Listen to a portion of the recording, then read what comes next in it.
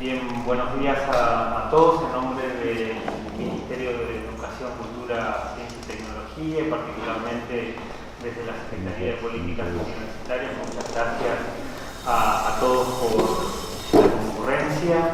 Entendemos que John es una persona que convoca con entusiasmo a discutir sobre educación y universidad. Y hoy es 15 de mayo y es el Día del Docente Universitario, así que no podemos dejar pasar esta fecha para homenajear y conmemorar a una de las figuras que es protagonista de lo que sucede en nuestras casas. Así que en esta fecha, una digresión. La Argentina suele recordar a las personas, a los colectivos, como en este caso, con frases o con fechas que tienen que ver con conmemoración, ¿no? Y en esta ocasión conmemoramos a un colectivo que ha tenido que luchar para que se reivindiquen, para que se reconozcan, para que su identidad, sus derechos y toda su potencialidad sea reconocida en la Argentina. Me parece que tenemos que tener la capacidad como docentes de pensarnos no solamente desde la conmemoración, sino también desde la alegría. La educación nos convoca con entusiasmo cada vez que entramos a un aula y vemos a los chicos con ganas de crecer, con ganas de aprender, con ganas de convertirse en otra cosa después del aprendizaje. Y los docentes no solamente transmitimos conocimientos, no solamente generamos habilidades, sino que también centralmente somos portadores de valores. Y la educación centrada en valores es algo que nos tiene que motivar para hacer que la Argentina sea otra cosa, que superemos diferencias, que superemos grietas, que superemos las dificultades, y la educación es una de las grandes herramientas para poder construir ese mañana que nos merecemos y que deseamos. Así que disculpe John estas palabras, pero nos parece importante en esta fecha recordar a nuestros docentes de esa forma. Dicho esto, para nosotros es central reivindicar la idea de educación y la idea de universidad tal cual lo plantea John, en una lógica de integridad, en una lógica de pensar a la universidad como parte de un todo y pensar a la universidad como un todo. Y de alguna forma, en esta lógica de conmemoración y homenaje, pensar a la universidad de ese modo tiene que ver con reivindicar las mejores tradiciones universitarias que tenemos, ya que hay universidad antes de que haya Estado. La universidad nace como una institución internacional, nace con una vocación centrada en el conocimiento, y la verdad es que pensar la internacionalización desde esa lógica nos permite darnos cuenta que nuestro sistema universitario puede dialogar perfectamente con otros sistemas universitarios, que la educación es un lenguaje universal que nos acerca, y pensar en cómo hacemos que nuestras universidades puedan tener una mejor relación, un lenguaje mucho más fluido con otras instituciones en el mundo, es todo un desafío para instituciones, pero también para sistemas que se han anclado mucho en lo nacional, en lo comarcano, y necesitamos revertir ese proceso. La culturalización de la internacionalización es un desafío que tienen nuestras instituciones, y la verdad que hay un sostenimiento de la política de internacionalización como política de Estado. Pasan los gobiernos, pasan las gestiones, pero el desafío que se ha encarnado hace varios años ya, acá hay gente que ustedes conocen hace mucho tiempo, tanto desde el CIN como desde el CRUB, que han llevado adelante este tipo de políticas, y a nosotros nos llena de orgullo poder darle continuidad a estos desafíos. Esperamos que tengan una muy buena jornada. Muchísimas gracias a Fundación Fulbright por por este espacio y esperemos que todos puedan aprovecharlo como corresponde. Muchas gracias.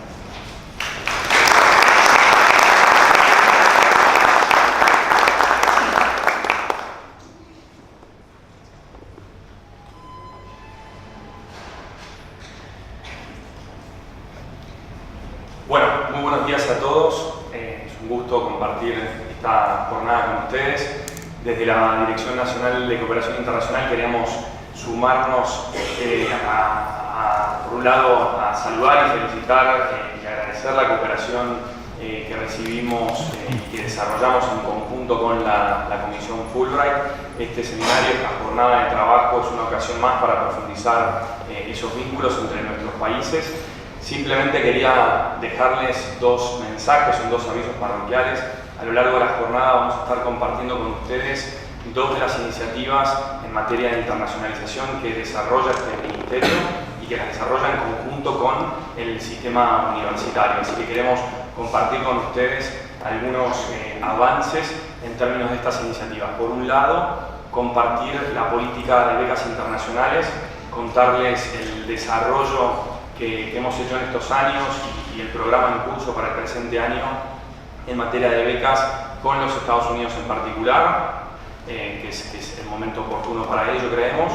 Contarles también, más allá de la agenda y el desarrollo de las becas con los Estados Unidos, el estado de situación, el estado de avance en la implementación de la plataforma Campus Global. Saben que es una plataforma para la movilidad académica internacional que hemos desarrollado, que hemos lanzado en la Cumbre de Ministros de Educación del G20 de septiembre del año pasado y que desde septiembre hasta la fecha ya tuvo más de 150.000 visitas, tanto de argentinos que están buscando oportunidades en el exterior, como de numerosas personas, estudiantes internacionales de todo el mundo que están buscando oportunidades en nuestro país. Así que va a haber una presentación del programa de becas internacionales a lo largo del día.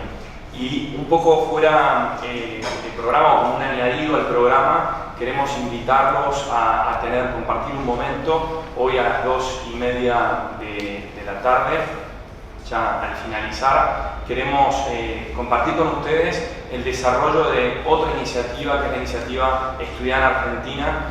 Ustedes saben, porque hay representantes en esta mesa de colaboración, integrada por distintos ministerios del plano nacional, pero también por representantes del CIN y del CRUB. Saben que hay una puesta en marcha de esfuerzos para lograr preparar a la Argentina para que la experiencia de los estudiantes internacionales en nuestro país sea mucho más simple, más atractiva y que Argentina realmente pueda posicionarse, continuar posicionándose como un destino prioritario para los estudiantes internacionales.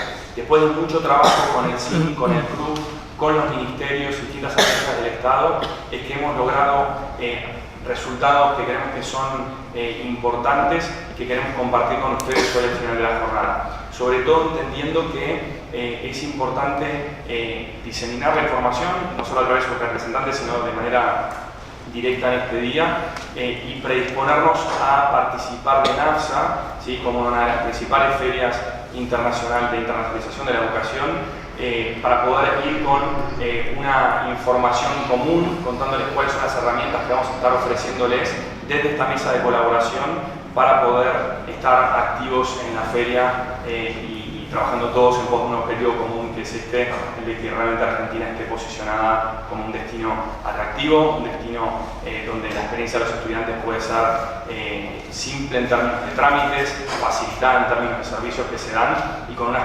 experiencia en términos académicos inclusiva, de calidad, como tiene nuestro sistema desde larga data. Así que simplemente son todos esos dos avisos. El programa de becas internacionales y al cierre de la jornada compartirles la experiencia de estudiar en Argentina. Así que, sin más, gracias.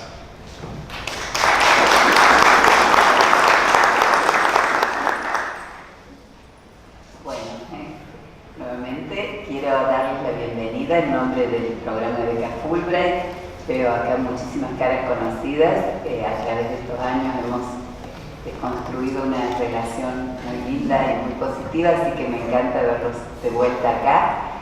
Quiero agradecer mucho al Ministerio, que es nuestro socio en todas estas actividades, especialmente a la Secretaría de Políticas Universitarias y a Marina, que estuvieron empujando esto desde el sabía, acercándome el nombre de John, y lo conocimos el año pasado en NAFSA y lo invitamos a venir y él aceptó, así que bueno, estamos muy contentos. Marina fue crítica en todo este tema, así que le quiero agradecer especialmente también a Francisco, con cuya oficina implementamos todos nuestros programas de becas. También quiero agradecer especialmente hoy la presencia de Cancillería, que es la contraparte del convenio Fulbright, así que son los verdaderos socios de Fulbright en Argentina y que también contribuyen mucho ayudándonos con las visas y con todos los temas vinculados al intercambio. El programa de becas Fulbright comenzó en 1946. Hoy en día, bueno, John le va a hablar de la internacionalización de la educación, de la globalización, de las cosas que esto conlleva, pero realmente hoy, como le digo, los programas de intercambio, la internacionalización de las universidades son temas comunes, pero en 1946 era algo realmente muy inusual. Cuando el senador Fulbright, terminada la Segunda Guerra Mundial, fue al Congreso preocupado por todo lo que había pasado, por la destrucción del mundo civilizado, y le pidió que buscaran una manera de lograr que la gente aprendiera a convivir con otros, a conocerse los unos a los otros, a mirar el mundo a través de otros ojos. Le preocupaban especialmente los norteamericanos, que no viajaban mucho en esa época, y él quería que pudieran vivir en otros países, inmersos en otras culturas. Entonces pensó que la mejor manera de lograr eso era a través de estudiantes y docentes. Y le pidió al Congreso que crearan un programa de intercambio por el cual pudieran mandar norteamericanos y docentes a enseñar y a estudiar en otros países, y a la vez traer gente de todo el mundo a estudiar y a enseñar en los Estados Unidos. Como les digo, hoy esto es común. Muchos otros gobiernos imitaron el programa Fulbright y tienen hoy programas similares, muchas universidades, o sea, hoy suena algo común. Pero en ese momento fue sumamente visionario, sumamente revolucionario, porque imagínense que en 1946 nadie se le ocurrió ir a estudiar a China o aún a Europa, no era nada común. Y menos aún que el gobierno pagara a la gente para que fuera a estudiar a otro país, y menos aún que el gobierno le pague a extranjeros para que vengan a estudiar. Bueno, por suerte el Congreso aceptó esta idea entusiastamente. Ambos partidos lo apoyaron, a pesar de que Fulbright era demócrata, y ha tenido una increíble permanencia y estabilidad a través de los años. Nunca jamás ninguno de los dos partidos amenazó con cortar fondos. O sea, realmente es un programa que se ha mantenido a través del tiempo, cuya misión es mejorar el entendimiento entre los pueblos de distintos países a través de intercambios educativos y culturales. Desde su creación llevó otorgadas 400.000 becas a ciudadanos de 166 países que participan en el programa. 59 de ellos, después de ser becarios Fulbright, obtuvieron el premio Nobel, 89 el Pulitzer. Hay muchísimos destacados académicos, científicos, artistas en el programa. Así es que los 70 y pico años de vida del programa, bueno, nos permiten tener evidencia de lo efectivo que fue, y se dan unas 8.000 becas por año. Como les decía, en Argentina el programa comenzó, se firmó un convenio con Cancillería en 1956, así que también hace más de 60 años que existe, está muy establecido. Hemos dado hasta desde entonces más de 9.000 becas. En los últimos 3 años el programa creció muy mucho con una contribución especial del Ministerio de Educación, y en los últimos 3 años hemos dado 2.000 becas. Nosotros normalmente damos entre 150 a 200 becas con algunos otros socios también argentinos. Como el piloto creció a más de 1.000 becas por año, así que hemos estado resguardados pero muy contentos. Y en este aporte nuevo del Ministerio, que es constante, pero que ahora incluyó programas nuevos para docentes de primario y secundario, directores de escuela, inspectores, y para estudiantes de grado, que son 2 grupos grupos que Fulbright no cubre. Bueno, entonces en esos 2 grupos hemos mandado 600 docentes en los últimos 3 años a distintas universidades de Estados Unidos y a capacitarse, y también 600 estudiantes de grado a distintas universidades. Eso además de los másteres, programas de investigación y demás que hacemos conjuntamente. Igual ahora no quiero tomar más tiempo, después les voy a contar un poco más de las becas que tenemos, pero solamente quería decirles eso, que quiero agradecerles otra vez la presencia aquí y espero que sea una jornada muy productiva, no me cabe duda porque John es espectacular. I'm saying you're spectacular. I'm sure we will have a wonderful day with you. Thank you, John, also.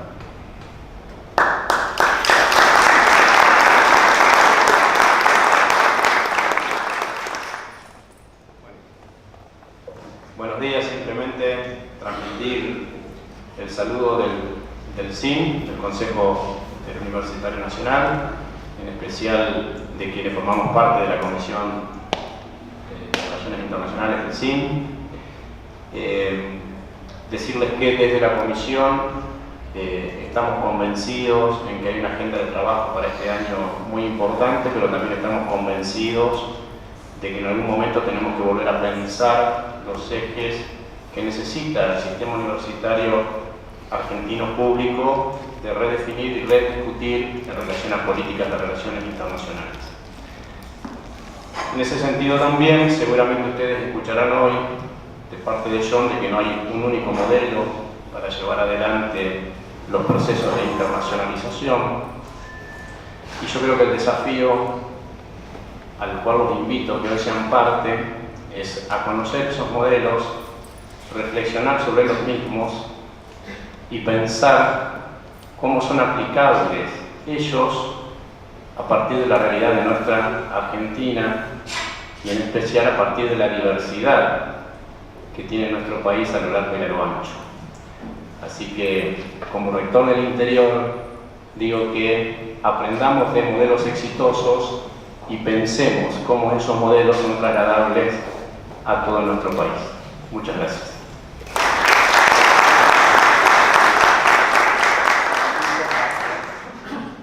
Y entonces seguimos ahora ya con el workshop. Me? Sí, now you. Now we switch to English. Muchísimas gracias.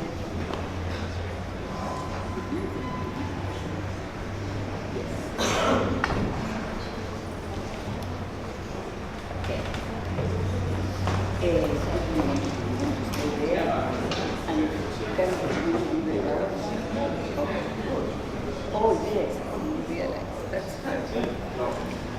so, perdón. Lo voy a dejar a John que se presente. I will let you introduce yourself. So we switch to English now, and he will introduce himself and tell you a little bit about his life and his achievements.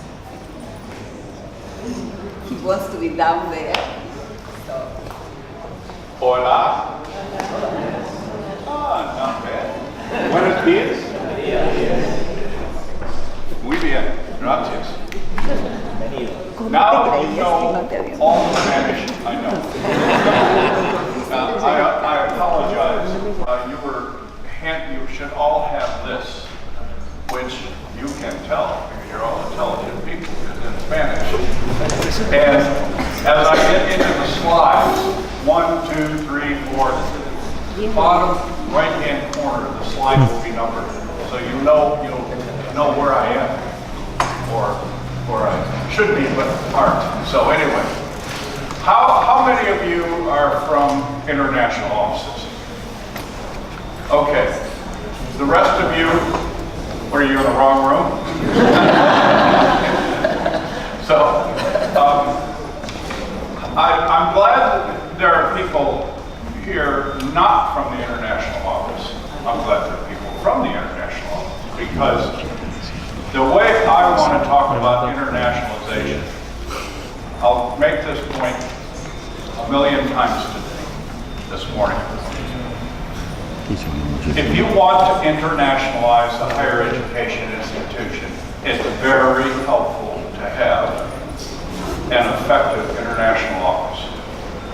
But if the rector or the vice chancellor or the president or the provost point at you and say, internationalize us, and walk away, it's not going to happen.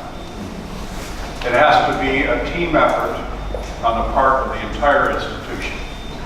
That's a theme that I'm going to follow through this morning, along with, unfortunately, many others. So let me go to the title of this presentation, Leadership. All right, you are leaders of internationalization, but it also requires leadership from throughout the institution. From the top, from what I refer to as the middle, for example, academic deans, who are very powerful in most universities in most countries, and whether they do this or this becomes critical.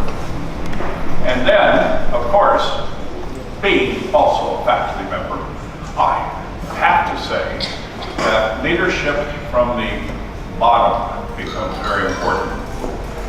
If the faculty aren't engaged, it sort of becomes intellectually bankrupt, what you're doing. Now, I know faculty can be a problem. Well, probably on occasion I was a problem as a faculty member. But they are also absolutely critical to making internationalization happen in an outcome in an intellectual sense. So leadership from the top, the middle, and what I refer to as the bottom. I don't know what else to call it. Nobody likes to be referenced as in the bottom, but there we are. Okay. So internationalization, Argentina's higher education, institutions. Okay? So do we still have ministry people here? Yes. Oh, the whole table here? No. Oh, but you're right up front, aren't you? Okay. I'm about to say something and I don't want you to take offense. Ministries can be very important to internationalization. They can put out the right message, the right encouragement, the right funding, and it's important to get out of the way after a while. Because no matter what ministries do, if nothing happens at the level of the institution, nothing happens. Okay? So I know you know that. So I'm really not preaching to you. Okay? So don't start throwing things at me. Okay? So that's the reason I have the word institution out there. To the smaller type, from talk to action. I don't know about you folks, but I'm pretty sure this is not much different. A new rector or vice chancellor takes office and says, here is my agenda, and one of the big items is we are going to make this the most internationalized institution in the world. Great.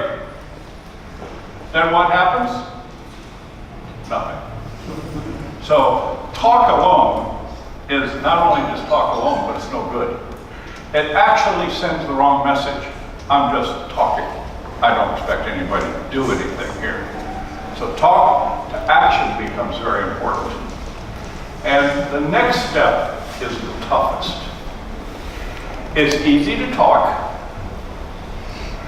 It's easy to take some actions, like building study abroad programs, or advertising for international students, or changing the curriculum and courses on campus.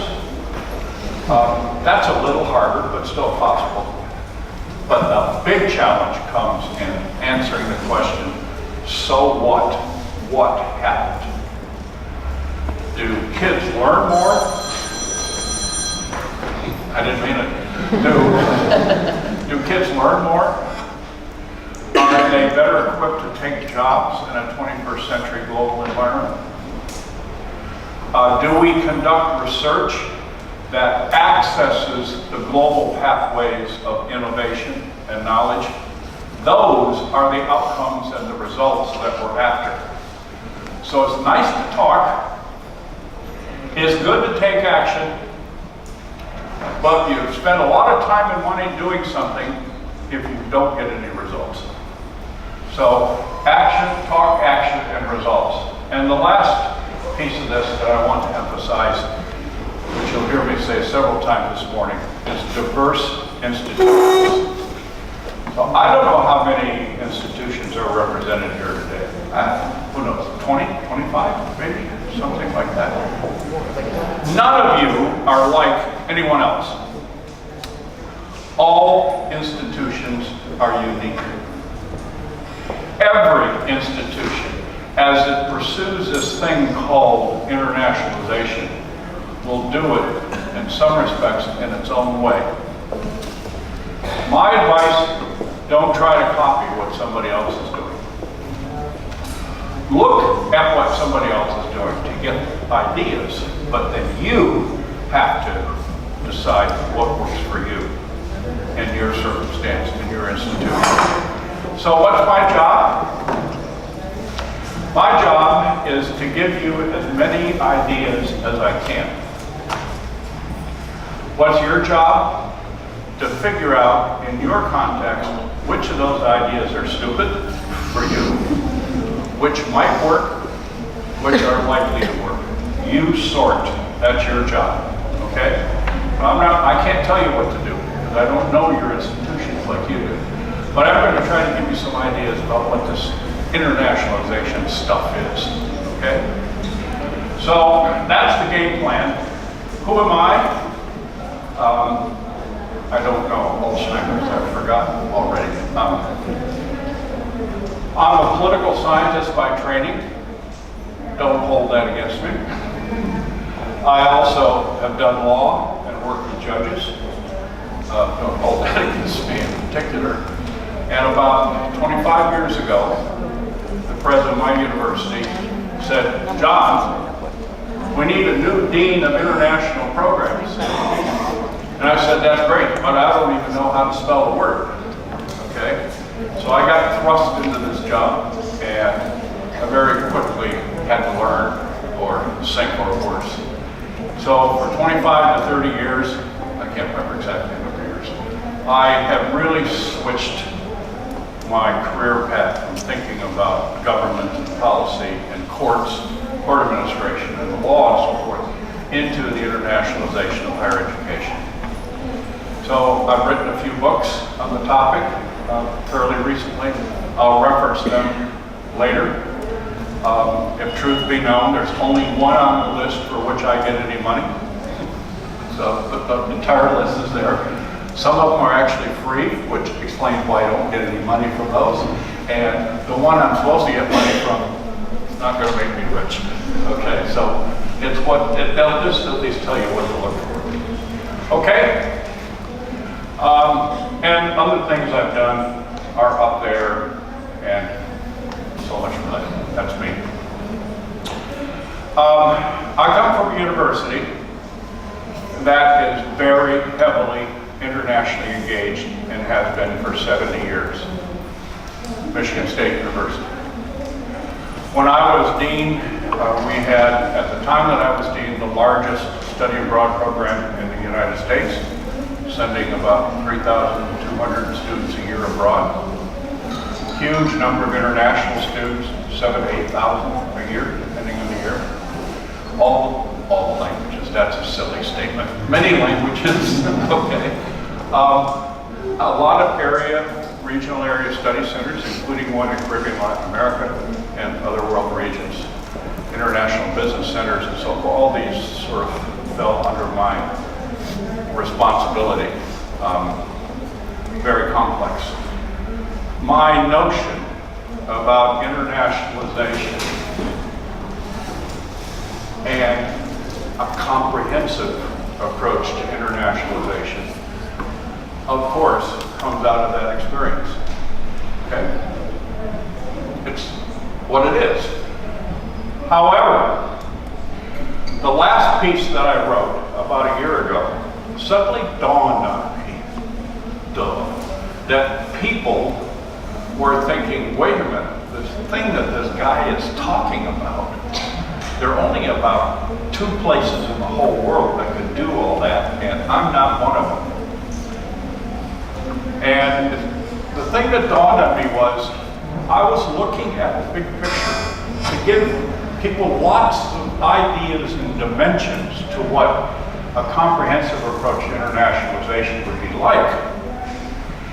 But what I forgot to say pointedly was, but you don't have to do all this.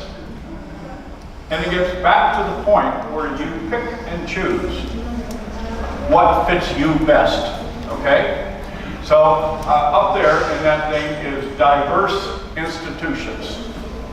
So I'm only talking big picture, all bits and pieces of the puzzle, but they all don't work in every institution and shouldn't be pursued, okay?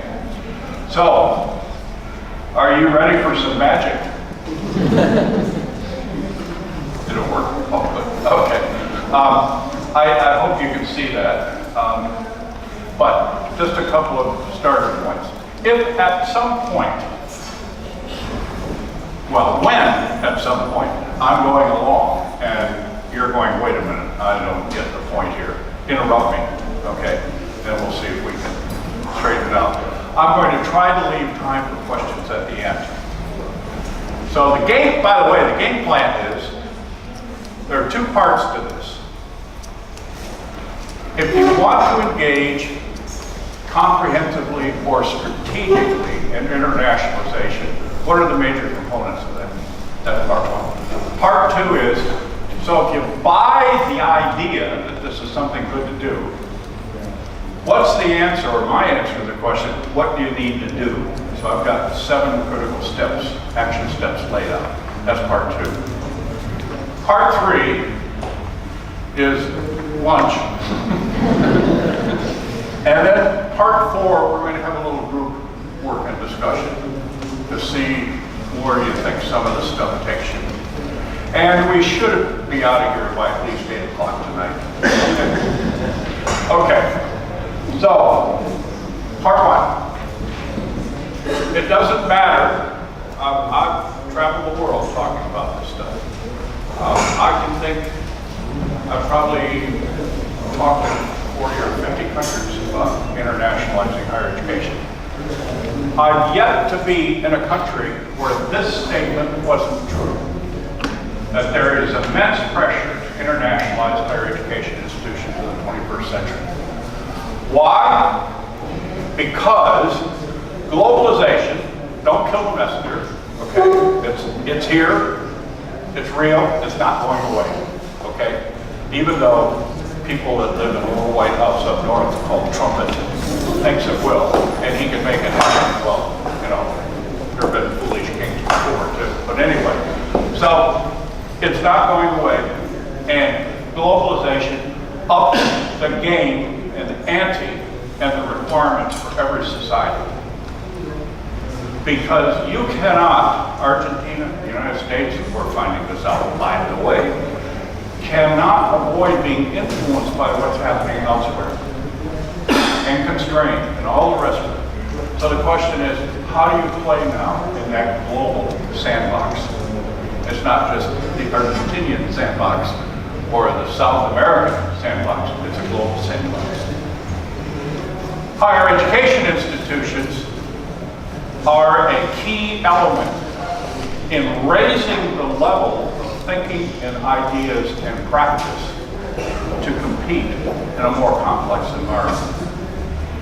If universities don't know what's happening outside the boundaries of the country, it's pretty hard to teach about that. And it's pretty hard to engage in thinking about that.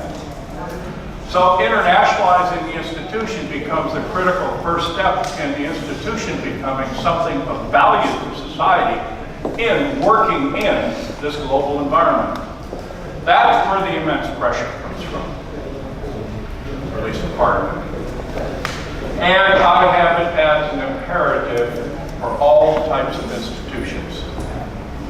It's not just something nice to do. It's an imperative.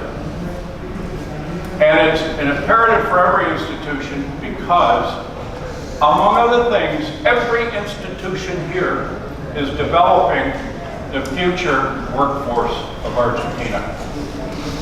each in its own unique way. Okay? So if only some help some students become internationalized, what happens to the rest? Doesn't that not only shortchange certain students, but doesn't it also shortchange society? That's a rhetorical question. You know what the answer is. You know what the answer is that I think. So, topics. So what is this thing called comprehensive and strategic internationalization? What are some of the rationales, motivations, and outcomes, or said differently, who wants what out of this? Okay, if you're going to get people to exert effort and spend money on internationalization, they're going to want something out of it. Different constituencies want different things. So that makes things interesting, okay, in terms of thinking about results. Diverse approaches to internationalization, I've already sort of touched on this. And then that last second part 2 is before lunch, is action steps. Okay, so that's what I'm going to try to cover today. So let's start with strategic and comprehensive internationalization. So remember what I said a minute ago. This is sort of the big picture thing. If you were to be approaching internationalization in your institution strategically, and in a wholesome way, it would look something like this. So here we go again. Commitment. Are you committed? Oh, yes. But action. Have you taken action? Commitment and action to infuse and integrate international global comparative content perspective throughout. Here's a biggie. The teaching, research, and community engagement problem-solving missions of higher education. Here's a big problem. Up until we really started talking about internationalization this way, if you asked somebody, so does your institution have international programs? Oh yeah. What do they look like? Oh, you know, we're sending a couple hundred students a year abroad. They define internationalization as mobility. Okay? Now, I'm not against mobility. I'm all for it, but it's only a piece of the puzzle. Okay? So what this is about is, how do you bring international comparative global content to the teaching, learning, to the research, scholarship, and to the service, problem-solving, community missions of higher education. All of you differ somewhat in those missions. Some of your institutions, I am sure, emphasize teaching, learning. Some much more emphasizing research and scholarship, and some engage in community stuff. But almost all institutions, to some degree, have all three of those missions. And it's important to internationalize all three. That's why, among other reasons, it becomes tough and complex to think about comprehensive internationalization. But I ran over a couple of words here too quickly. Infuse and integrate. So, historically, 3 missions. Teaching, learning, research, scholarship, community engagement, problem solving. When I talk about internationalization, I am not talking about adding a 4th mission. Because, among other reasons, if you add a 4th mission, what you add on, as times become tough, gets easy to chop off. Okay?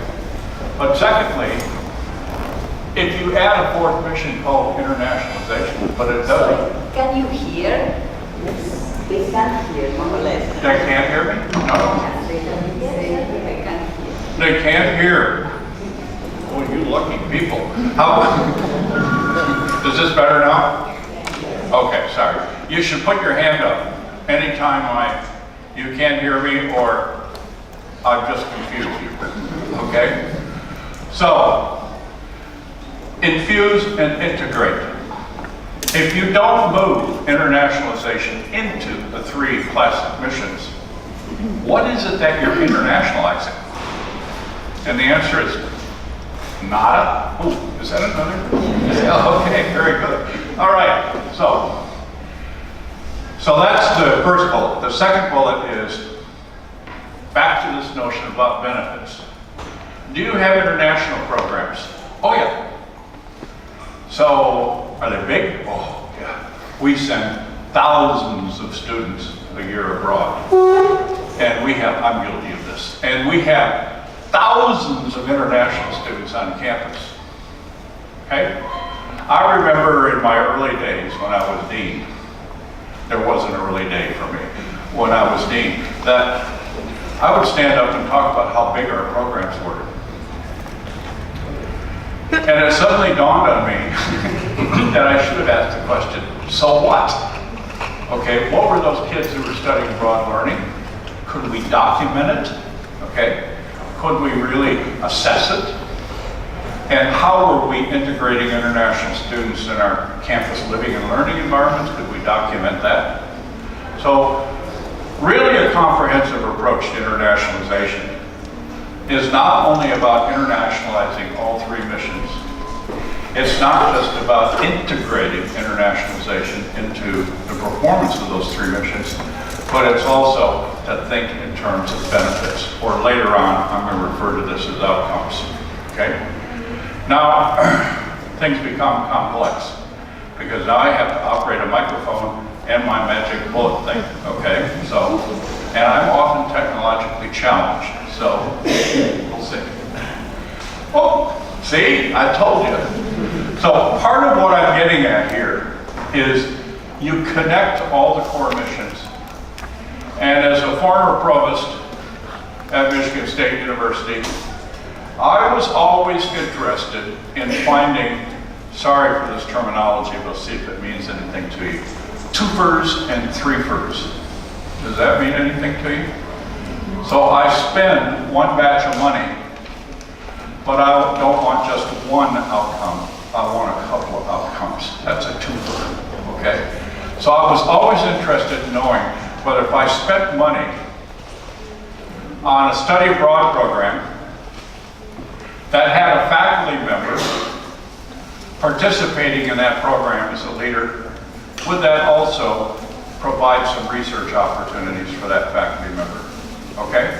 So twofer or threefer. So it's not just integrating, but it's also integrating across the 3 missions. All institutions in the world today don't have enough money to put money here, there, and there. Hope you have enough. You have to figure out how to cross rough the advantages of those expenditures. Oh, ooh, okay. This is a touchy little machine. Now, so that was comprehensive. Here's the flip side, which I refer to inelegantly as the incomplete version of internationalization. Now listen, I don't want to mislead you. Everybody has to start someplace with something. And anything you do has to be manageable. And I'll repeat this many times this morning. You can't do everything at once. But also, not only know what you are doing, but know what you're not doing. So here's the incomplete version of internationalization. We focus on student mobility, in and out, okay? But we ignore internationalizing the on-campus curriculum and courses. Duh! So what, 3% or 4%, if you're lucky, of students who will have enough money and opportunity to study abroad? What happens to the other 96 or 97%? Do they get nothing? And if the on-campus curriculum, or what the Europeans for years have referred to as internationalization at home, isn't internationalized, all the rest of those kids are left out. Mobility is important. It's the experiential component. But so is learning stuff, whether in the classroom or through mobility, or increasingly now through the use of technology, okay? As a relatively inexpensive way to make minds mobile, in a way. Or attention to the liberal arts, okay? So we all know that it's easier to have study abroad programs in languages and in humanities, because you just go look at old buildings. And the social sciences, go look at a couple of parliaments, okay? But a lot of people always felt it was impossible to internationalize the professional disciplines, engineering, the sciences, and so forth. I had a dean at Michigan State University, a lovely man, very effective dean of natural science, who told me that he really didn't have to internationalize his College of Natural Science, which was both physical and biological science. And I said, oh, that's interesting, George. Why is that? He said, because we already read journals from all over the world. I said, okay, tell me, George, what happens when your students, faculty, go to study science or whatever, or learn in Germany or in Asia or in Latin America, etc. And he says, oh, I'll figure it out. Maybe after a few accidents or worse. So it's not just the easy disciplines already oriented toward international perspective. It's the professional disciplines. So we already know in business and in engineering the importance of cross-border fertilization and learning. Law has been a tough nut to crack, but even that is beginning to change now, okay? So I was in a San Francisco courtroom, U.S. Federal Appellate Court in San Francisco, and you're ready for, okay, we're a common law country, which means case law becomes very important, precedent. Guess where they were quoting precedent from? Singapore, okay, which is only about a half a common law country, okay, there's a bunch of other things too. So that's another point. The last one, ignoring internationalizing research and community engagement missions. Faculty help teaching and learning, and they help discovery and access discovery of cutting edge knowledge. But if your faculty aren't mentally or otherwise moving across borders, they can't be of much help with the rest of it. So they too have to become, quote unquote, internationalization and globalization. And there are a lot of people who think that those two words are synonyms. And they are not. They're very different. Globalization is about forces, factors, whatever, that cross national boundaries as if they didn't exist. Okay? We've got all sorts of examples, okay? So, where's the latest technology come from? Where phones and the rest of it, well, not just the United States, from a lot of places. Where do communicable diseases come from? Every place. We can try to quarantine and put up boundaries, but we all know that it takes immense effort, okay? Or the world economy is a world economy. Now, for me personally, it's frightening what this guy in the White House and the Chinese are trying to do to one another.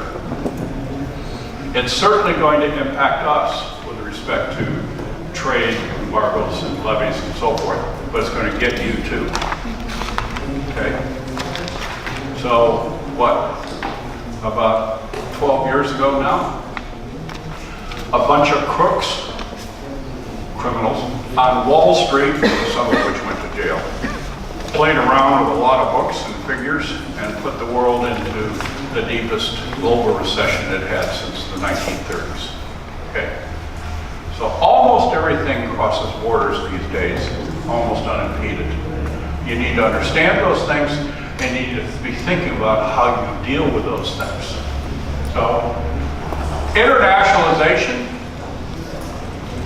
is about how one approaches or helps societies and individuals to cope with global forces, or, as I've written it up there, to mediate between the local and the global. I suspect it's true of everyone in this world, in this room right now, but I believe it'd probably be true for most people in Argentina as well, whether they see it this way or not. You are a member of your local community, and you are a member of larger things, okay? So it's not local versus global, it's local and global. So it's important to be thinking about the role that higher education internationalization can play in helping societies to connect to, mediate, deal with problems as well as benefits of these global forces that cross boundaries. They're not going to stop, okay? Now, I know it's popular at the moment. Some folks are saying, you know, the era of globalization is over, okay? My response to that is poppycock. That's a bunch of baloney, okay? It's like an economist, who I thought was a responsible person, an economist along about 2005 or 6, who stood up in front of an audience and declared that there would never be another recession in the history of the world. And I'm sitting right next to this guy, he's up at the podium. I was so dumbfounded, I was scratching my head. And he turned and he looked at me and he said, "You don't believe me?" I said, "Well, you have asked." Okay, no. Globalization is not going away. So, what kind of communities we have here? Well, we got our local city region. Universities are located in a place. Many universities, though, also project themselves outward, but they're always located in a place, and there's a community that surrounds them. But then there's the national place. In most countries, not all, but in most countries, the funding for higher education comes from national sources, okay?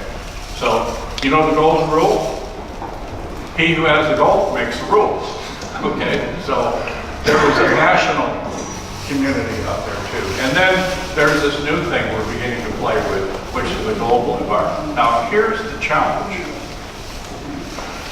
A little while ago, I said to you, it's very important now for higher education institutions of all kinds to become globally engaged. So let's think about that for a minute. What does that make you do as an institution? It makes you to begin looking much harder and more effectively to move outside your local community, outside your national boundaries, and become globally engaged. The problem is that sometimes, or many times actually, when institutions do that, they sort of leave the local behind. So we're a global institution now, so we have to emphasize global institutions, the global criteria. The community gets left behind. Why do you think there is such intense reaction so far, mainly in Europe and North America, to the forces of globalization? Because there are winners and losers. And the losers have been left out. And universities, among other elements of society, have not engaged in the issue, how do we help them deal with and mediate in this global environment? I refer to this, and others do, I didn't coin this term, somebody else did. Civic disengagement. So, if you end up hating globalization, here's the risk. People won't distinguish between globalization and internationalization. They'll say, if I hate globalization, I don't know what you guys in these universities are doing, internationalizing yourselves, but all I know is it makes you look outward and not toward us, and so you're not doing anything good for us. So that becomes a very important issue and balance to keep. In thinking about global engagement and local engagement and service and balance is not either or. If you want to be only local, you'll be marginalized. If you want to be only global, you'll irritate a lot of people at home. Okay? So you need to find the balance.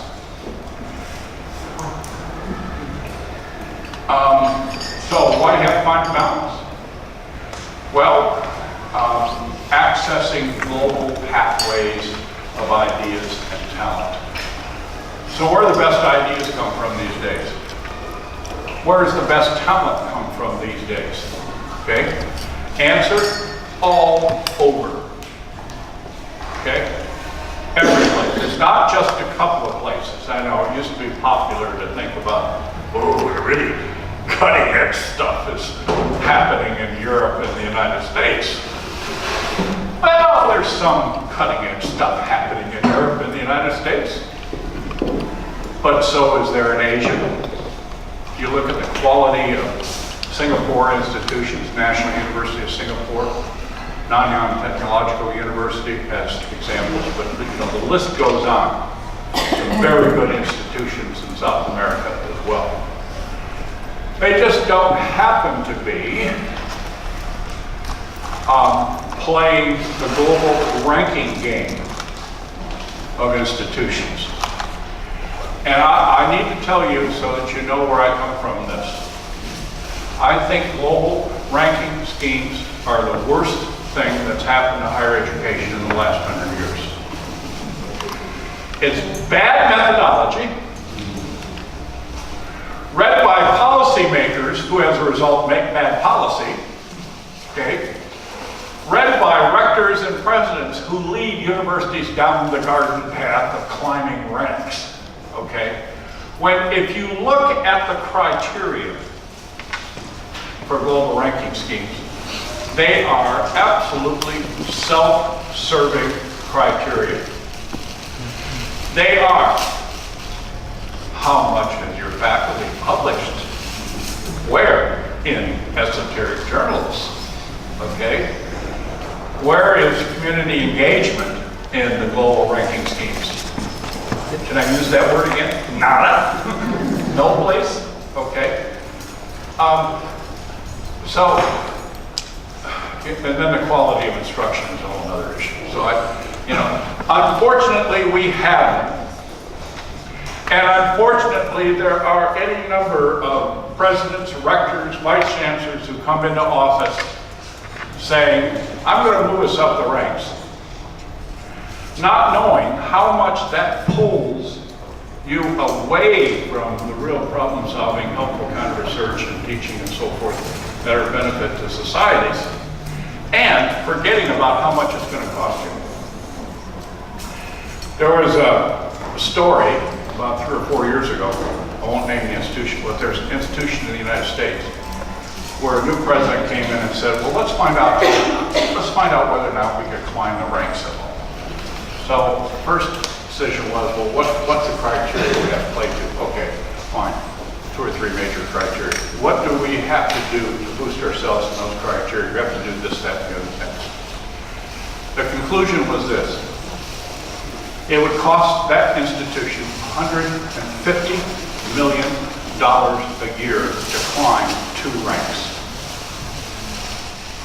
Somebody wisely decided not worth it.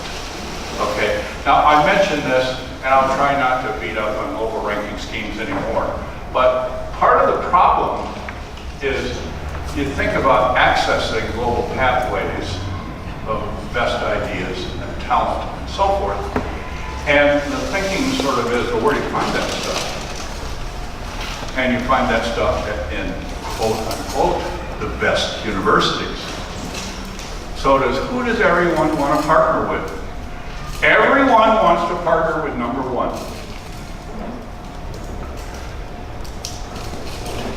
Number 1 really isn't number 1. Because the real question is partner in what? Okay, so I'll tell you.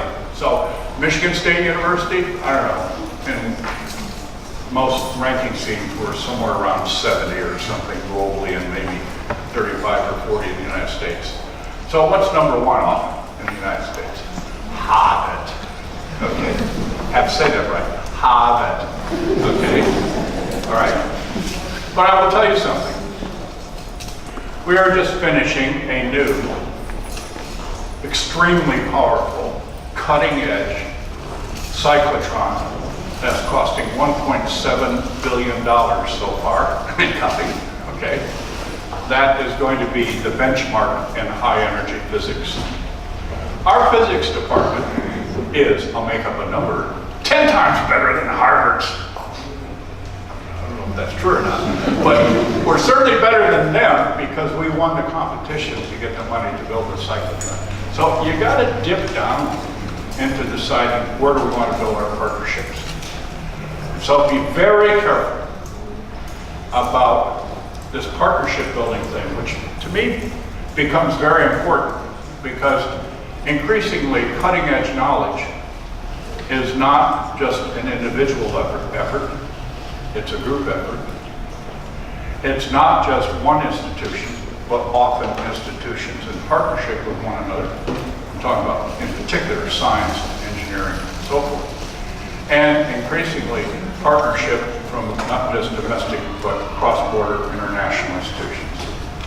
So the cost and the accessing cutting-edge knowledge is increasingly becoming a reality through this partnership formation. Don't be trapped by, but they're number one, or they're number 10. Look down into the areas in which you want to partner. So, okay, some rationales for internationalization. Why do it? I've sort of been talking about this already, but let me do a kind of a quick and dirty. By the way, this is pretty good artwork, isn't it? This is sort of the extent of my PowerPoint design skills. Okay. So, sometimes I put a little animation in, but you know that can get complicated. Okay. So I've got 4 balloons here, and I think in these terms as to why we're being pushed forward to internationalize. So the mission rationale.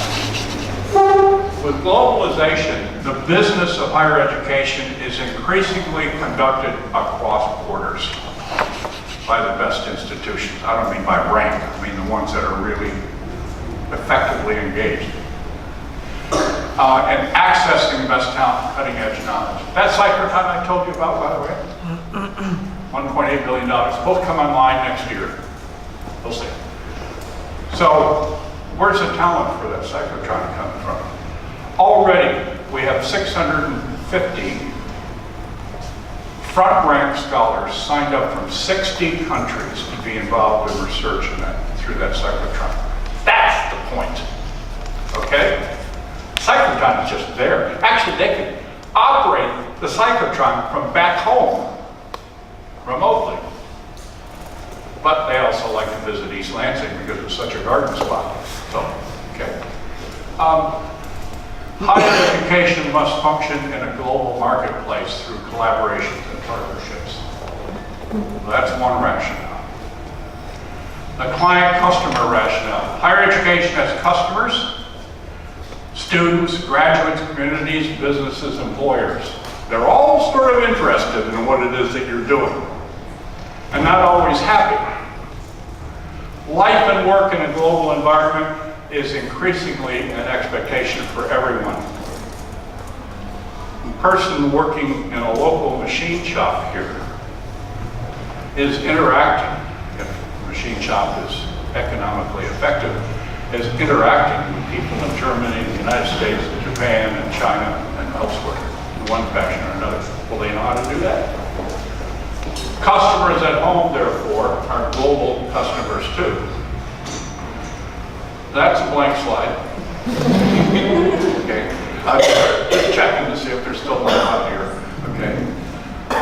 Social responsibility rationale. So, okay, I've been sort of talking about the hard benefits and technology and so forth. But there's the softer side of things, but equally, if not more important. fostering peace, justice, and mutual development. I actually think those are pretty good ideas, okay? It's not the only rationale for driving internationalization. Okay, so I got all kinds of friends who yell at me every time I say something like this. Cross-cultural relations. Is that important? Of course it's important. Is it the only thing that's important? No. But it's one of the key elements to being able to effectively engage across borders. So this whole notion of social responsibility of higher education to expanding global dimensions, we don't have responsibilities just to our communities, but increasingly responsibilities in a much larger global frame. So back to my university, just, I don't want to bore you to death talking about mine, but we have development, economic, social, community development projects underway at any point in time in roughly 70 countries around the world. It used to be that we only thought about that in terms of our responsibilities outside the university and the nation to the rest of the world. But now, guess what else we've started to learn? We start to learn things there that can actually work and be helpful back home. So there's a reciprocal relationship. So it's not local versus global, rather it's local and global, and increasingly local prosperity, the last line down, is tied to global co-prosperities. You got 2/3 to 3/4 of the world that's poor, and you're on the rich side of the boundary, sooner or later, you're going to have a problem. And that applies to societies as well, as we all know. Okay? So that's another piece of the rationale. Diversity in institutional paths. So institutions differ widely. Oops, I lost it. Yeah. Missions, values, priorities. Starting points. Some of you I know are already very heavily engaged internationally. Others of you probably less so. And you have different ways of operating. There is no best model for internationalization. The best model is the one that fits your institution, and only you can make the decision what that looks like. I can't do that for you. I shouldn't even try. If I tried, you should throw me out the room. However, so I keep talking about, there are all kinds of different ways to do this, but there's a big however here.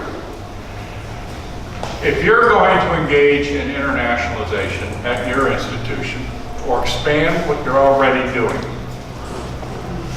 I don't care the approach that you take, how big or small you are, and the rest of it. There are at least 3 common aspirations associated with internationalization done right, no matter what way it's done, okay? The first is, I refer to as mainstream to widen access and participation. Faculty, students, and leadership. So who are you going to leave out? I mean, the simple answer is the goal should be not to leave anybody out.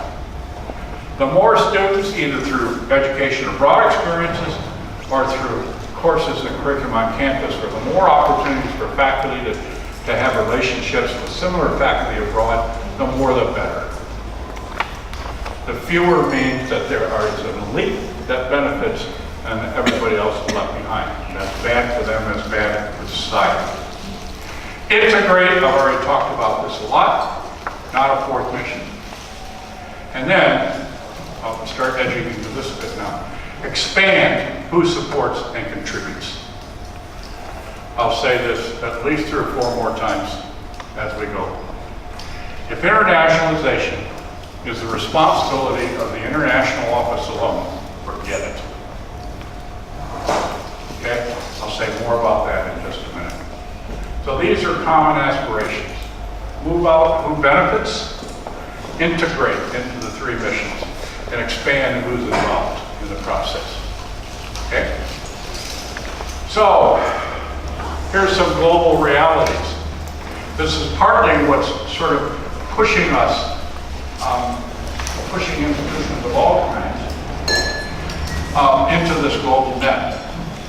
It has a lot to do with the fact that there's global capacity now that didn't exist even 20 years ago.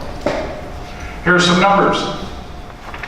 We're pushing toward 300 to 400 million higher education students globally by the year 2030. There were 100 million in 2000. Massive expansion across the world. And almost all of that expansion is in places other than Europe and North America. It's in Asia, it's in Latin America, and it's in Africa. Africa is going to go nuts. I mean, you just look at the demographics in Africa, and they're ready for the next huge explosion for all sorts of different reasons. Mobile students, right now, you know, counting this is an art form, it's not a science, but right now there's somewhere in the range of 4 to 5 million mobile students across the globe. But that number is a little crazy because 80 to 90% of it only counts the students who have to get visas, student visas to go one place, okay? And the biggest growth in study abroad in the last decade and a half has been in short-term programs, non-visa, internships, things like that. And that continues to grow. I think the real numbers could be 8 to 10 million if you count everybody and everything. But I project, I even have some other people now saying, using this number, I project that by 2030 we'll have at least 16 million mobile students, especially with these very different forms of study abroad. One shoe size does not fit all for education abroad. And then we have the issue of massification of higher education participation. There are now 50 countries around the world that have a higher education participation rate of over 50%. Okay? That's astounding. There was nothing close to that 20 years ago. By the way, one country has a 100% participation rate. Anybody know what it is?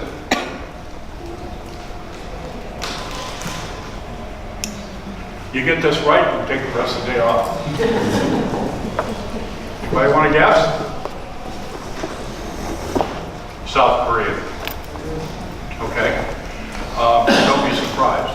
Singapore and other countries too. Massive participation rates.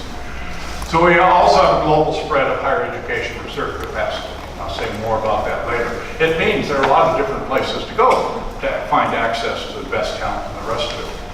Scientific knowledge production, I've already said this, switch from the individual to the group, single to mobile institutions, national to international teams. You know, we had to build 3 new hotels around the university to accommodate all these people who are going to be coming in to work at the cyclotron. So, you know, this also has local benefit in terms of jobs and the rest of it. Co-authorship of articles. Co-authorship, you know, more than one author, now represents 70% of all the publications in science and engineering. Opportunities for faculty to engage across border, because if you give them opportunities to engage across border, guess what happens in the classroom? They start telling war stories. Some of them even have a point, okay? And it might only be about the bar they were in Munich. Okay? But there may be some learning behind that too. Okay? So, country research and development expenditures. These data are about 3 years old now. I have not been able to access any more up-to-date data. It must be someplace, but I haven't found it yet. So, this is in hundreds of billions of dollars. So you look at US, China, blah, blah, blah, I can go down. There's one South American country on the list, Brazil, 3 or 4 years old. I don't know if that's still there, given all the stuff that's sort of been going on there the last couple, 3 years, okay? But here's what's interesting. China's forecast to exceed Europe. by 2019 today, and China forecast to exceed the US by 2023. Okay? So forget about who's number one. If you look at this, there are a lot of countries spending a lot of money on research and development throughout the world. So where do we find cutting edge knowledge? All over the place. So here's Argentina's challenge. It's in red. Gross expenditures, R&D, in billions of dollars, PPP, purchasing parity dollars, okay? To make things sort of equal across countries. So you got folks there, 450, where's Brazil? I guess Brazil's about 30 billion there. And you look at Argentina, 5.5 billion, okay? Now, this is both public and private sources. So it's not simply an issue of Argentinian higher education institutions engaging globally. It's also Argentinian institutions, frankly in public and private partnerships, to acquire the resources that let them sort of play in this international game. Now, there's a lot of stuff you can do without growing those dollars, or whatever we're going to call them, pesos. This is in dollars. But this becomes a critical issue for research and development issues. Okay, so I sort of made this point earlier, but I want to drive it home again. Not everything can be accomplished at once. I don't care where you are, from nothing international to Nirvanaville in international, okay? You can't do everything at once. You have to build on strength. What does that mean? Bad English here, but what are you good at? Okay? Don't try to sell something abroad that you're no good at. Okay? Where are your strengths? So we found out we have a water program at Michigan State, a freshwater program. We found out, isn't it interesting, several places in the world had freshwater issues. Here's an opportunity for collaboration. We're good at it, but we don't know it all. Others are doing stuff. We can learn from one another. That became a natural way to start building collaborations. Build on and out from your strengths. Also build on and out from your faculty interests. Don't tell your faculty, all that stuff you've been doing, forget it, it's no good. Here's the stuff we want you to do. That doesn't work real well with faculty. I think it's probably everybody in this room knows. The old adage is trying to organize faculty is a bit like trying to herd cats, okay? Very difficult. So build on their strengths and interests. And then, anybody ever here climb Mount Kilimanjaro? No. Well, don't worry, me neither. But I've had friends who have done it. And the key to climbing Mount Kilimanjaro in Swahili is pole, pole. Slowly, slowly. And as a matter of fact, when the guides take you up the mountain, there's this chant, okay, I'm told, but by more than one source. Pole, pole, pole, pole. That's the way you get to the top. There's an analog here for thinking about how to engage internationalization and how to move forward from where you are. Start with something manageable. Why? Because it's successful. Guess what? Success breeds success. Okay? So you have a good program in whatever. It could be a research program where a faculty member's reputation and what he's discovering, he or she is discovering, moves forward because of international engagement, and you have students who, who come back saying, oh, this is the best thing that ever happened to me in my life, okay? And they talk to other students. Who are the best salespeople for education abroad? returning students. Okay? So sooner or later, you come back with these great stories, and guess what? You're sitting there saying, I think I'll have some of that. Okay? Success breed, but you build out, and you build from strength, and you build up, and so manageable. Not everything at once. Big issues for every institution: prepare students for a global environment, to connecting to global sources of talent and ideas, helping local communities negotiate the global.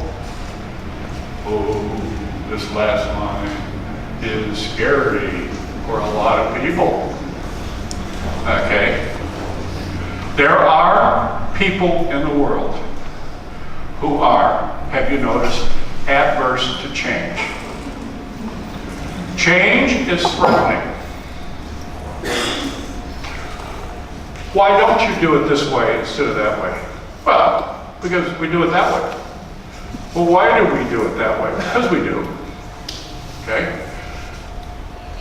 So why don't you do it the other way? We don't do it that way. Okay? If you engage in internationalization, it will fundamentally change the institution, including something as potentially mundane as travel regulations. Okay, and little forms you have to fill out to get reimbursed, and who authorizes you to do this or do that, and the rest of it. When I was dean at MSU, we had the dumbest set of travel regulations you could ever imagine. They were getting in the way of our doing our international work. So I went scouting around to try to find the guy who had written these travel regulations, and he was still around. The imagery here is accurate and telling. I found him in his office. It was in an office in the middle of the administration building without a window. First clue. Second clue, I said, so as we were just chit-chatting for a while, I said, where have you traveled to? Grand Rapids, which is 50 miles away from Lansing. I said, you ever been out of the country? No. You ever been out of the state? No. This person wrote our travel regulations for an institution that was engaging at any point in time in over 80 countries. So we changed our travel regulations, okay? Or here's another one. I mean, these people ought to know better, but, you know, tradition gets in the way. Our registrar's office refused to accept undergraduate degrees from the Australian National University, which at one point in time was ranked 15th or 20th in the world for quality, okay? Because the Australian undergraduate degree was 3 years, not 4, okay? And I looked at him and I said, are you telling me that a graduate of one of the top 20 institutions in the world is not qualified to start graduate programs here simply because their degree is a 3-year degree? The answer was, yep, I am telling you that. I said, well, where did that rule come from? Don't know, that's the rule. Okay, so we had to push on that. There will be things you can't imagine that will change the institution, not just in terms of praxis, but attitudes. Okay, so here's something to think about. This is one of the freebies. This one is what is comprehensive internationalization, a bit of what I've been talking about. In your notes, do you have the web addresses there in your Spanish notes? I think there should be slides by 23. You can download that for free. There is a Spanish executive summary. So this is, speaking sort of simply, this is, so what is it? What is it? Okay? The next publication, which also is free, says, okay, so you bought into the idea that this is something you should do. And your next question is, what do I do? These are essential action steps to move forward. The third publication, I want you to think about this. Third publication is not free, okay? But it's incredibly cheap. I think it's like $10 or something. And it probably costs NAPSA $100 to collect the $10. And I keep trying to tell them, this doesn't make any sense, but you're going to tell them bureaucracy, it doesn't make any sense. You're not going to get any place with that. This is about, so you like the idea, here you bought book number 2, which is, what do you do? And then book number 3 is, show me the money. I'm going to make it happen. This is the money book, okay? And then, this is the one that's published by Routledge. This was everything I knew about the topic and some things I didn't know about the topic as of about 4 years ago. And that's not only, it's sort of in 2 parts, but the part 1 is my talking about this in greater depth. But part 2 is a series of institutional case studies. And I chose 12 institutions from around the world. Public, private, big, small, liberal arts, only 4-year, research 1 institutions, as to how they approached the issues of internationalization. There's one from South America, a Brazilian institution. So, unfortunately, that one costs money, but fortunately, I get pennies from it in terms of royalties. So, if you want to make a contribution, you're welcome to do so. This is, oops. Anyway, where's Norma? Norma left. Norma's heard this before, so we want to hear it again. I think we have a way to make this PowerPoint available to you. They've got it. Fulbright has it, and if there is ministry or somebody wants to receive it, and if you want to leave names, they can just email it to you, okay, as an attachment, so you get some of these details. The last one I wrote just a year ago, and this one is sort of my answer to, no. There's not just one way to do it. There are lots of different ways to do it. And this is a bit, so what have we learned in the last 7 or 8 years? It's not too thick. I think it's relatively inexpensive. I think they're charging like $20 for it or something, and you can download it. So, I don't know about you, but I need a break. What, should hour and a half? No. Could you please try to keep it to about 10 minutes? Yeah. So I have 10 after 11, so could you be back ready to rock and roll at 20 after 11? Okay.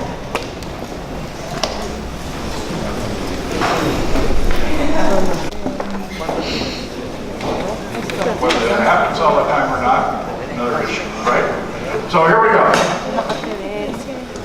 So this, I think in your thing, this should be slide 28, is that right? Oops, you know, it really helps if you turn the switch on. Okay, I'm going to summarize a big set of issues in what I sort of chose as 7 action steps. There's some personal philosophy in this. Of course, it's based on my experience. And I read a few books, okay, and sort of put this stuff together. So this is what I would choose to emphasize. I begin with this first one, build an institutional culture, because people who live in the institution, work and live or whatever they do, have to believe in this stuff. They have to understand what it is, and they have to see the value of it.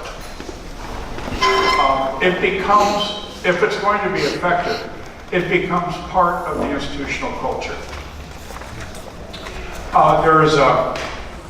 He had all three titles actually at one point. Vice Chancellor, Rector, and President of a Canadian university. His name was Stephen Toole.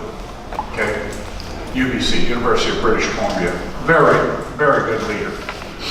He described one time, before they actually really began their international initiative, is that they spent a year and a half having a campus-wide conversation. Down, up, sideways, through. Everybody talking about internationalization, what it meant for UBC, what they were going to prioritize, and why. Okay? That conversation or dialogue, which I'll mention a few more things about in a minute, helped to build that supporting institutional structure. I was very lucky. When I came in as Dean of MSU, there had already been 30 years of this campus conversation. Everybody believed, whether it was true or not, everybody believed that we were a hugely internationalized institution and that was good. Made my job easy. It also didn't hurt that I had a president who was a rabid supporter of internationalization. And when I would talk to a dean, I'd say, well, you know, Frank, we need to do this. And he'd say, I can't do that today, John. I said, Frank Peter's not going to be happy. That was my president. Okay, I never had to talk to Peter. It's just the inference, okay? So that was all a part of the culture. I'll talk more about building that culture in just a minute. Define and measure what will constitute success.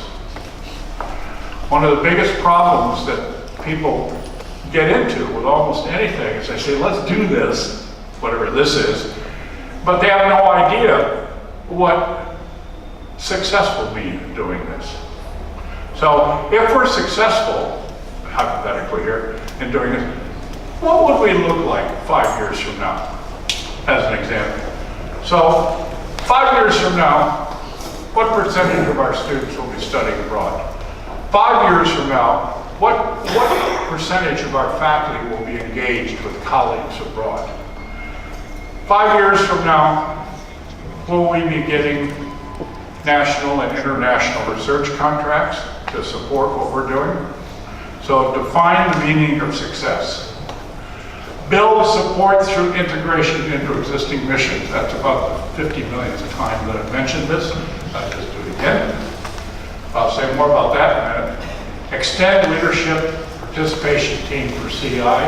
Say more about that in just a minute. It's not just the international office.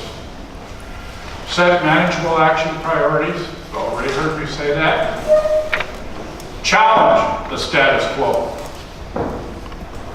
You will have to, and those others engaged internationally will have to be willing to say, no, we've got to change this. This doesn't work. And it means that some people will be angry with you because they don't want to change. Why don't they want to change? I'm very comfortable doing it the way I've been doing it for the last 30 years. Okay? So sometimes, somewhat politely, you need to get into their faces and you need to be willing to do that. Challenge the status quo. Strategic inclusion. Hold on to that thought. I'll come back to it right at the end. Long-term ongoing commitment to action to meet constantly changing institutional and global environment. Here's the reality. Do not say, the coming year is the year of internationalization for our institution. Bad message. What's the message? Okay, if we put up with you for a year, you'll go away, and then we can go on to something else. There's never an end to this. Okay? Once you start it, if you're serious about it, you're going to stay in it. Because priorities change and the global environment changes. and needs and priorities out there in communities change. So, building an institutional culture. I said I'd come back to that. Stephen Tupic talking about his campus dialogue, up, down, and throughout. The kind of questions he tried to deal with, because we had this conversation, this lady in the back a few minutes ago. Don't assume anybody knows what internationalization is. As a matter of fact, it'd be a very good assumption to assume that 95% of who you're talking to don't know what it is, okay? So, what is it? Why do it? Okay, yeah, I'd like to go to Rome, throw 3 coins in the fountain, but I don't see any other reason why we would do this. How will it enhance existing missions? If people are serious about their jobs and their institutions, that's one of the first questions they're going to ask. Okay, great, I like it. It's a good idea, John, but how is this really going to help me do my job? And how is this going to help the university move forward? Expected outcomes. What are we going to get out of this? Who has roles to play? If you're in the conversation with me, I have an expectation that you will become involved.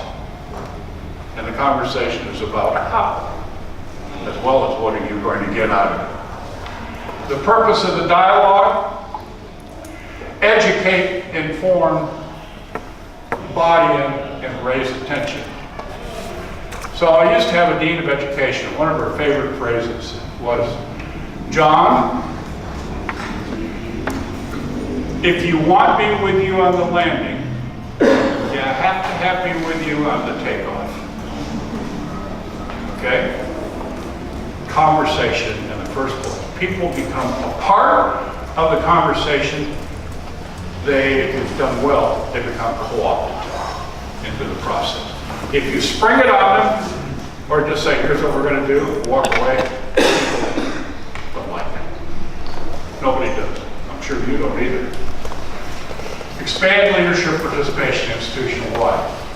Now, this gets a little complicated, so I'm not going to go into the detail of this, and I'm sure in the back of the room you can't even see it.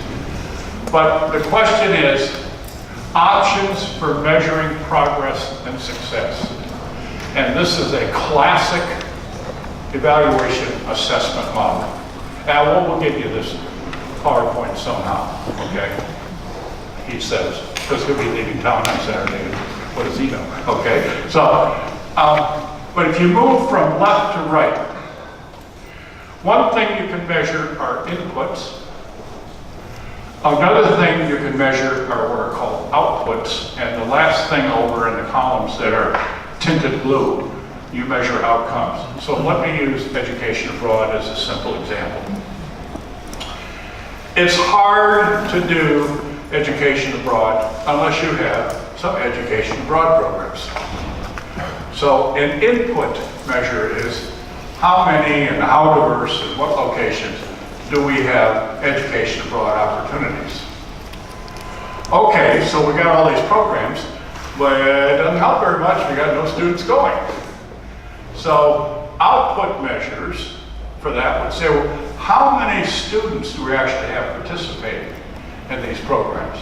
Now, I used to stand up and say, this number was drilled into my head. I would speak to groups and I said, well, my institution, this is an accurate number, has 223 study abroad programs on all the continents. Aha, including Antarctica. We had a program in Antarctica. Cross-cultural relations were not a big issue there, but some inter-science participation was.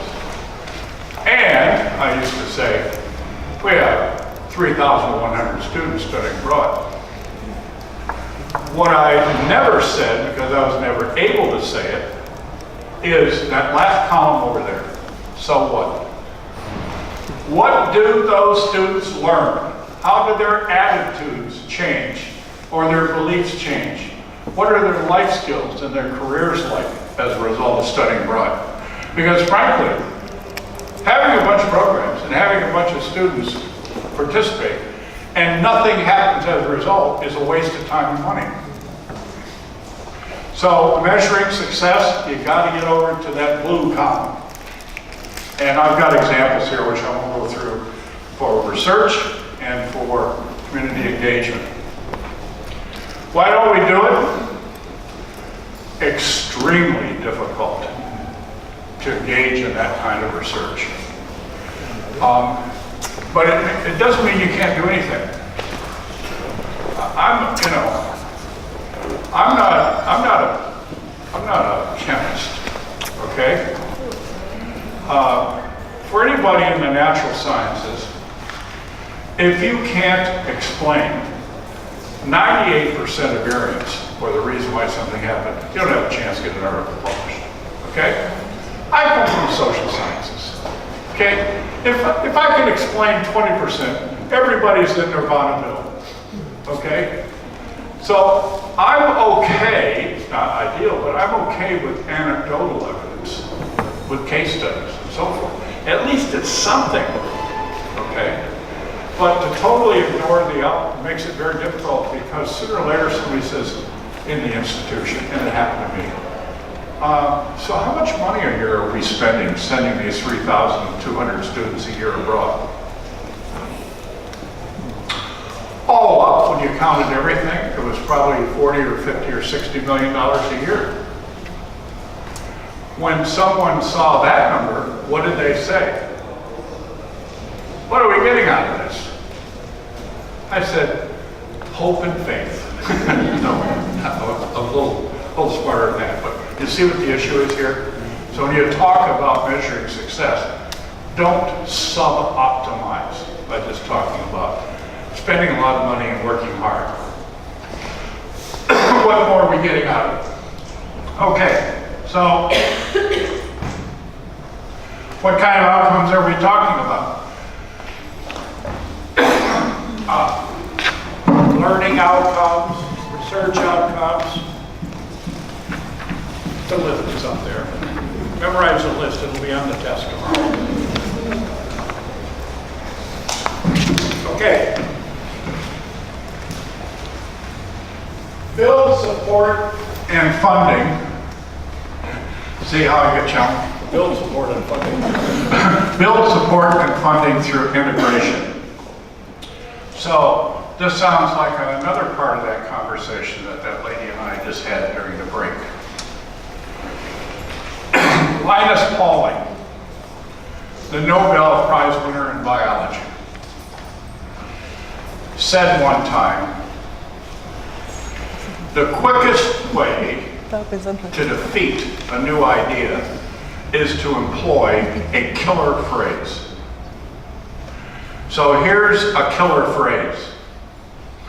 John, I really like all this stuff you're talking about, but John, I ain't got no money. Okay. What just happened? We killed it. Go have a glass of wine. Okay, at least afford that. Okay, you need money, but there are a lot of different ways to get money. New money helps, but all of your institutions are already spending a lot of money. So one of the strategies that third NAPSA book on recent little pamphlet talks about, which unfortunately costs money. You have to pay to get it, okay? So it is. Yes, there aren't enough new funds available to virtually any institution to fully or even substantially undertake an ambitious internationalization effort.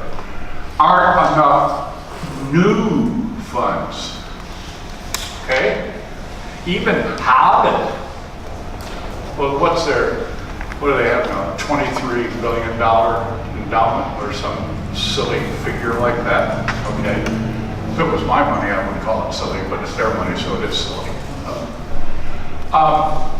The main alternative, last line down, is to reallocate for dual purpose existing resources. Okay? You're already spending money on something. I've already talked about integrating international into what you're already doing, as opposed to a fourth mission. So what are some examples of this? Well, adding new courses does not have to be the principal means to internationalize the curriculum. Take existing courses and retool them to be inclusive of international comparative global content. You're probably going to have to invest a little bit of time and effort in getting faculty up to speed, but you'd be surprised how many faculty are already equipped to do some of this if they're encouraged to internationalize the content in their courses. So what are you doing? You're not hiring a new faculty member, you're not adding a new course, you're taking an existing course and integrating it, okay? I call that dual purposing, okay? I do, others do, okay? Build on the strength and existing institutional research priorities and trusts. So with us, doing water internationally was simple. We had this huge center doing water in Michigan and the United States. Hey, you guys want to do water in Venezuela? You guys want to do water in Cambodia? There's an interesting water place, okay? So not a huge investment to do it. We built on existing capacity and build on existing faculty research interests. Yeah, I do this. Well, did you know that maybe I can get you some opportunities to engage internationally that will help you do this better? Huh, okay, tell me more. Now, it ain't free. I don't want to lead you down the garden path because none of you are dumb. You all got this figured out. You do have to have some money, but it's not all new money. So, integration strategy, dual purposing. Expanding leadership for CI. Not possible with the international office alone. You need leadership at multiple levels. I've already talked about this. Top, bottom, middle, etc. Key players. This is the original way I drew this. Somebody pointed out to me, and you can probably figure out how that happened. It looked like a pentagram, doubles thing, so I took up some of the double lines and out a bunch of connected circles. But for me, academic deans and chairs, campus support service units, individual faculty presence, provost, internationals, all teaming together on this. So what do various people want out of this? Well, they want similar but also somewhat different things. The top, this is their job. They want to pursue institutional goals and priorities. They want to improve institutional reputation and funding. Academic deans drive the action of academic enterprise. Even if they don't have a lot of money, they got a lot of power to make things happen in most institutions. Faculty, institutional service, don't leave out the folks who are in food service, who are in residence halls if you have them, in libraries, okay? Academic support units. If they are along for the ride, it's great that you've internationalized your curriculum, but you don't have any resources in your library to support it, okay? Just as an example. So who wants what? Everybody comes to this from a slightly different perspective in terms of what they want out of it. So I do hope that you are impressed with this picture that was hand-drawn using my superior PowerPoint skills. I think it's very symmetrical, don't you? Okay. Some areas of the world say, that ain't beauty. Okay. See, I have some cross-cultural understanding. Okay. So, leadership, top, reputation building, rankings, yeah, okay, they're there. Revenue, potential, institutional capacities, serve constituents, advancing core values. Students, preparing for a global environment, jobs, careers, learning. Faculty, So what's this going to do for me in terms of opportunities for research, publication, or even improve my teaching and learning? Some faculty actually do care about teaching, okay? I'm one of them. I have colleagues, though, who do everything they possibly can to get out of teaching. And when I look at them, I say, so excuse me, when you hired onto this job, what part of the job description didn't you read? Okay? Teaching is a part of this job. If you don't want to do it, go someplace else. Okay? But so is research. Communities and governments. Challenge the status quo. I've given you a couple examples about that, but policies and procedures basically that were invented for a domestic environment now having to work and operate across borders. Okay? All right, strategic inclusion. This sort of becomes the responsibility of presidents, provosts, vice chancellors, rectors, academic deans. But it's actually a responsibility of everybody. And here's some of my examples of strategic inclusion. Consistent and frequent leadership and messaging from the top. I had a president one time who never gave a speech inside the institution or outside the institution who didn't mention the importance of internationalization. Nobody could escape that message. And it was hitting him in the face constantly. Made my job a lot easier. In institutional strategic planning. So, your institutions have a strategic plan? Is internationalization a part of it? Could be a problem. Okay. In annual budget planning, is internationalization a part of annual budget planning? When I was provost, I redesigned the academic budget planning process, and there was a section, freestanding section, that said, a little more eloquently than this, so, what have you done for internationalization in the last year? And do you need any money or anything else changed in order to do more of it? Okay, part of the annual strategic budget planning process. Everybody had to answer those questions. Yes, some were better at answering them than others. Some deans were turkeys when it came to that section, okay? Others were very effective.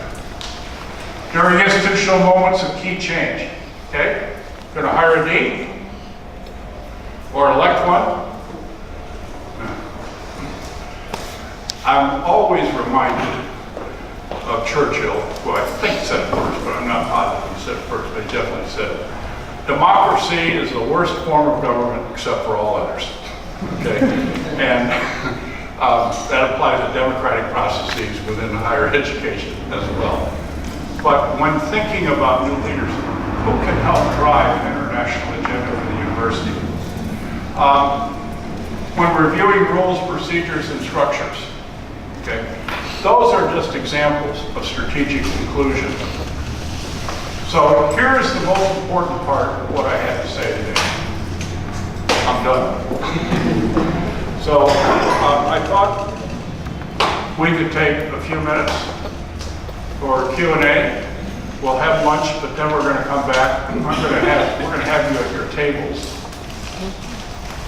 go through a bit of a thinking process about. So if you were inclined, as you walk out of here today, to think about actually doing something, what might that be? Okay, that's what the little piece this afternoon is about, okay? And we have microphones at all the tables and tape recorders, so you're being monitored. Okay, so, where do you just want to go for lunch? Somebody told me one time the most important function of a speaker is not to get between the audience and food. Questions? Okay, I'll ask you a question. many of you are sitting there saying, "Eh, these are good ideas, John, but we can't do any of this." I felt comforted by the presentation. I'm new in my position. I've been in the position for a year now. And I felt comforted with what you said and what I discovered. It took me a year, maybe. So I should have come earlier? And one doubt I have is I'm at the point where some of the things that I had thought were good, I'm at the point where I check if there's real, I call it real interest. I say to myself, do you really want to do this? And I'm starting to choose that if I don't see there's going to be an honest engagement with learning outcomes for the students or for the faculty, I'm just thinking I'm not doing it at all. And my doubt is, when I have a possibility of doing a new program or engaging faculty in a project, shouldn't I just try it anyway? Because it might sort of trickle into the culture by just trying it. Maybe I'm killing the project before we even start because I see that it's not going to be part of the culture. You're Linus Pauling's granddaughter, right? No. I have no idea. No. I'm sorry. He was a guy, he was a Nobel laureate in biology, but in the later life, he was the guy who said vitamin C was the best thing you could ever do yourself, and you should take 2,000 units of vitamin C every day, you know. So no. All right. Actually, this is a very good question. Another killer phrase, or killer action, or killer attitude is, I won't do it if it's not going to be perfect. Okay?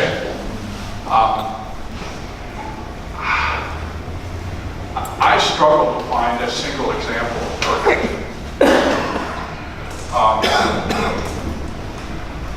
The standard I would prefer to use is better. So, you're absolutely asking the right question. If nothing of intellectual or other kind of outcome value is going to happen to this program, why would you do it anyway? But if, yeah, okay. But if you can design the program, or you can see some ways in which it is going to move outcomes forward, even if that pole is not just going up the hill, it's also advancing outcomes. You have to do the cost-benefit assessment, but don't hold yourself to a standard that can't be met. Perfection is nice, but no standard to follow. Okay. So what have you learned? Yeah, I mean, you still have things you're funding that you're doing, right? Okay. So the other thing is, you also said it yourself. The more of this that goes on,